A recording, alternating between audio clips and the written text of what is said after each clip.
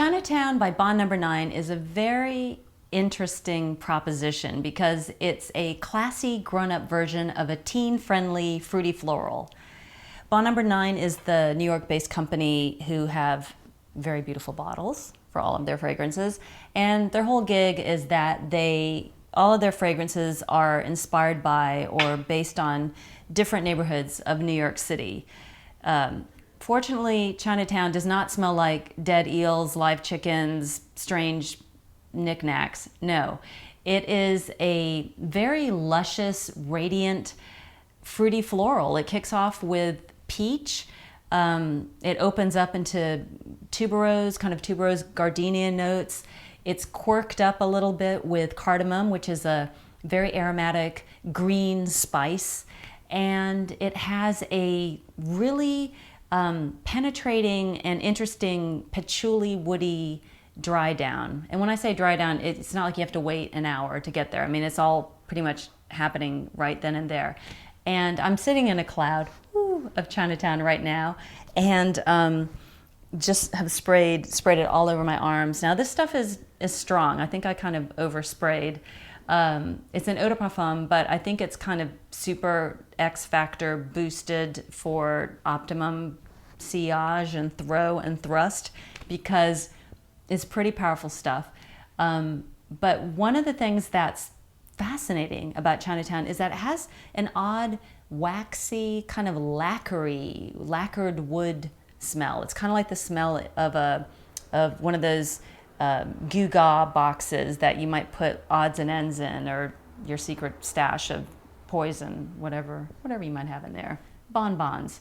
So that this little lacquery twist is what elevates Chinatown from the usual fruity florals. Now, I'd say that if you're the kind of gal or guy who enjoys wearing Miss Dior Cherie, which is a pretty bombastic strawberry and patchouli affair, you might consider upgrading to Chinatown, because it has all those little twists and turns that people who like those sort of fragrances enjoy, but it definitely is more sophisticated. So I think there's definitely an appeal for teenage girls who are looking for the next step once they either find their sugar daddy or make their first million, because this stuff ain't cheap.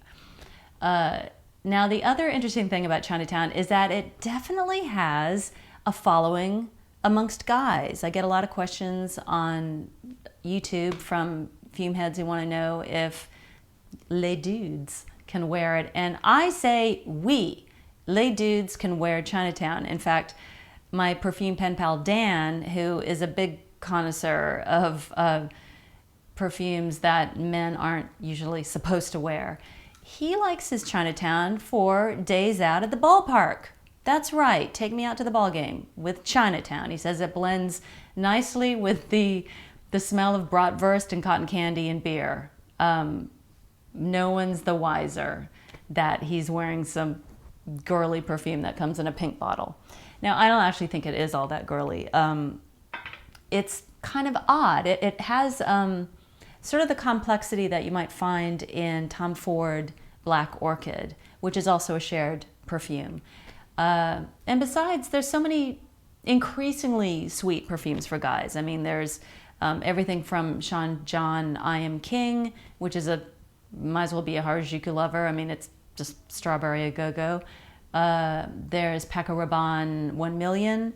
There's Hana Mori Pour Homme, which is, I mean, they're all sweet. There's plenty of sweet stuff out there. So no need to tiptoe around the tulips, guys, if you want to smell something sweet. Now, Chinatown isn't particularly cotton candy sweet, so I don't want to oversell that. And it certainly has enough woodiness in there and enough quirkiness in there to make it different enough so that it doesn't just seem like you're wearing pink sugar.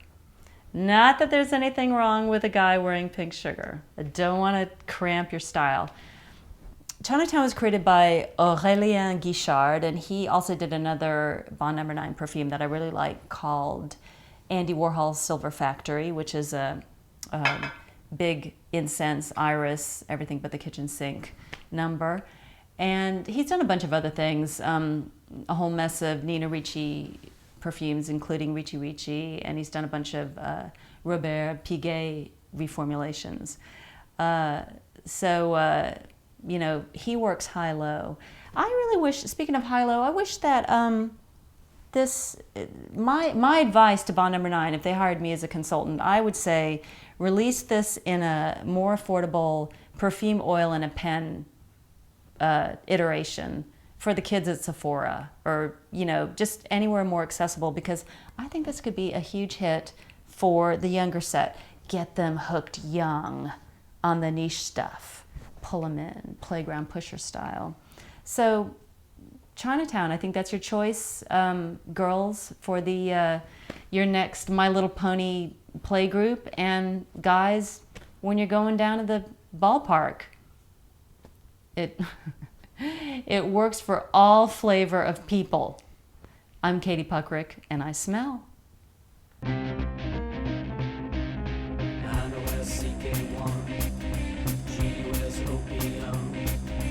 Trisha wears number 5.